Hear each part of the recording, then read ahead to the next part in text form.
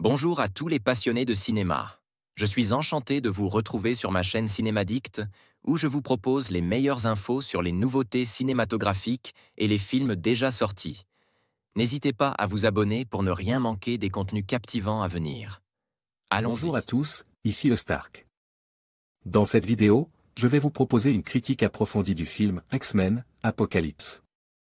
Je vais analyser les points forts et les faiblesses de ce long métrage, en me concentrant sur les personnages, l'intrigue et les effets spéciaux. Que vous soyez un fan inconditionnel de la saga ou simplement curieux de découvrir ce film, je vous invite à me rejoindre pour explorer ensemble ce chapitre des X-Men.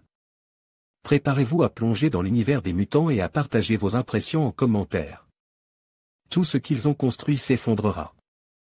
Oscar Isaac, X-Men, Apocalypse, Bryan Singer, 2016, après Days of Future Past, qui était un véritable coup de génie de la part de Singer au sein de la franchise, voilà que débarque X-Men, Apocalypse, toujours dirigé par Singer. Un film vendu comme étant plus impressionnant que les deux précédents, les trois formant ce que certains appellent une prologie. Ce n'est pas mon cas. En aucun cas Apocalypse ne s'avère être l'épisode ultime d'une quelconque trilogie. Days of Future Past soulignait justement le fait que la franchise prenait pied dans une dimension neuve, le voyage de Wolverine dans le passé ayant altéré le futur. Altérer le futur ok, mais seulement avant les événements qui concernent les personnages du futur, Apocalypse se situe donc logiquement entre Days of Future Past et le tout premier X-Men sorti au cinéma. Seulement l'un des points noirs du film réside justement là où prenait place le génie du scénario du film précédent. Days of Future Past, en plus d'apporter toujours plus à cet univers, pouvait se permettre de balayer certains éléments incohérents à porte. Par l'affrontement final, sous le couvert des voyages dans le temps et leurs incidences. Ainsi on se surprend donc à voir que dans Apocalypse certains personnages comme Jean Grey et Kurt Wagner apprennent à se connaître. Avant leur rencontre dans X-Men 2, on pourrait évidemment penser à une incohérence, comme ce fut mon cas au départ, merci à un certain Greg 13 pour ses explications. Mais finalement non, il n'en est rien. Le futur ayant été altéré, les trois premiers épisodes sortis au cinéma sont donc presque complètement différents, du moins dans leur details tels que la rencontre entre Jean et Diablo dans X-Men 2, ils se connaissent maintenant déjà. Apocalypse ne fait que mettre en relief finalement les qualités de Days of Future Past. Une sorte de coup de gueule de Bryan Singer concernant certains éléments apportés par X-Men, l'affrontement final. Peut-être. Outre cela, il faut bien avouer que si le scénario est jonché de lacunes concernant la mythologie égyptienne antique pour mieux créer sa propre mythologie super-héroïque, à vrai dire seule l'idée du mutant le érigé en figure divine fonctionne bien, l'ensemble demeure un cran au-dessus de ce que la plupart des autres films de super-héros proposent. Comme les précédents films de la franchise, X-Men, Apocalypse prend le temps d'étoffer toujours un peu plus le background des personnages. Sans oublier pour autant d'offrir ce qu'il faut en termes de divertissement, l'émotion étant principalement le moteur du film de toute façon.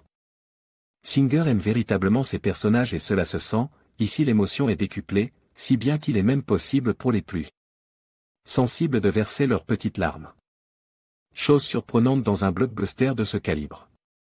Le casting fait merveille, de T. Sheridan en Scott Summer, Sophie Turner en Jean Grey, sans oublier Cody Smith Mcephi en Diablo, Olivia Munn en Psylocke et Alexandra Shipp en Tornade, tous parviennent à insuffler ce qu'il faut à ces personnages.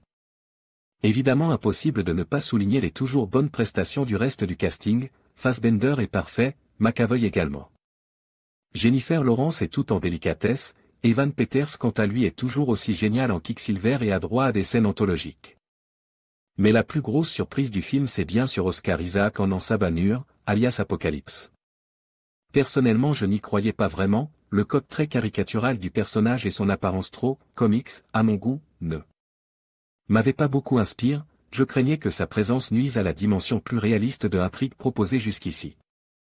La surprise n'en fut donc que plus grande, la première scène dans laquelle il apparaît est-il vrai lacunaire d'un point de vue mythologique. Mais terriblement efficace en termes de grand spectacle. Ses apparitions par la suite ne manquent pas non plus de cachet, c'est un plus non négligeable. La technique quant à elle s'avère efficace, les effets spéciaux sont heureusement bien plus beaux que ceux proposés par les bandes annonces. La mise en scène de Singer est soignée et habile, alliant parfaitement les séquences rythmées dans lesquelles l'artillerie visuelle peut se déployer, et d'autres plus intimistes. C'est là d'ailleurs la qualité principale de ce réalisateur, je trouve, cette capacité à filmer de manière plus intime des personnages. Lies a une histoire universelle. Soulignons également la très bonne composition de John Ottman, les envolées lyriques sont belles et les thèmes toujours très appropriés aux situations. X-Men, Apocalypse est évidemment un cran en dessous de Days of Future Past, résolument plus axe sur l'efficacité du spectacle. Il n'en demeure pas moins être un excellent film de super-héros et un divertissement de bonne facture. Ma note, 8/10. En conclusion, X-Men, Apocalypse, suscite des avis partage, oscillant entre des moments visuellement impressionnants et des choix narratifs discutables. Bien que le film tente d'élargir l'univers des X-Men, il peine à captiver pleinement son audience. Les personnages, bien que charismatiques, manquent parfois de profondeur, et l'intrigue ne parvient pas à atteindre son plein potentiel. Espérons que les prochaines adaptations sauront tirer les leçons de cette expérience pour offrir une histoire plus cohérente et engageante. Merci d'avoir regardé cette critique, et n'hésitez pas à partager vos propres impressions sur le film.